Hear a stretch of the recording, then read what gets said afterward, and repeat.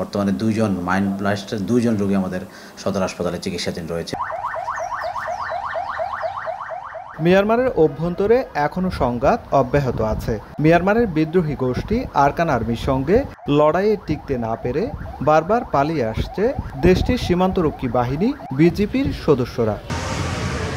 Bangladesh Myanmar সীমান্তের নাপ নদীর জলসীমা, এই জলসীমা দিয়ে রোববারও কাঠের ট্রলার যুগে পালিয়ে এসেছে বিজিপির সদস্যরা। 3টি কাঠের ট্রলারে করে অস্ত্রসহ নাপ নদীর শাহপরী দ্বীপ দিয়ে অনুপ্রবেশ করে। এ সময় তাদেরকে নিরস্ত্রীকরণ করে হেফাজতে নেয় কোস্টগার্ড। পরে তাদেরকে টেকনাফের কেরুনতলিয়স্থ কোস্টগার্ড স্টেশনের কার্যালয়ে আনা হয়েছে।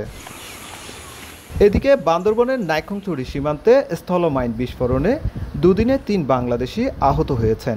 এর মধ্যে নাইক্ষ্যংছড়ি উপজেলার ফুলতলি সীমান্তের 47 নম্বর পিলার এলাকায় 1 জন এবং শনিবার রাতে 2 জন আহত হন। একজন রোগী আমাদের প্রাথমিক চিকিৎসা জরুরি শেষে আমরা সার্জারি ওয়ার্ডে ভর্তি দিই। এখানে একজন রেফার হয়ে আসেন, ওনার পা বিচ্ছিন্ন হয়ে যায় খুবই ভয়াবহভাবে, ডান পা এবং বাম পায়ের নিচের অংশ। আমরা জরুরি বিভাগে প্রাথমিক চিকিৎসা সম্পন্ন করি এবং স্টেবিলাইজ করার পর রোগীকে আমাদের সার্জারি ওয়ার্ডে চিকিৎসা প্রদান করি। এর আগে 2 দফায় পালিয়ে আসা বিজিপি ও সেনাবাহিনী 618 জনকে ফেরত পাঠায় বাংলাদেশ। সুজাউদ্দিন রুবেল, সময় সংবাদ, কক্সবাজার।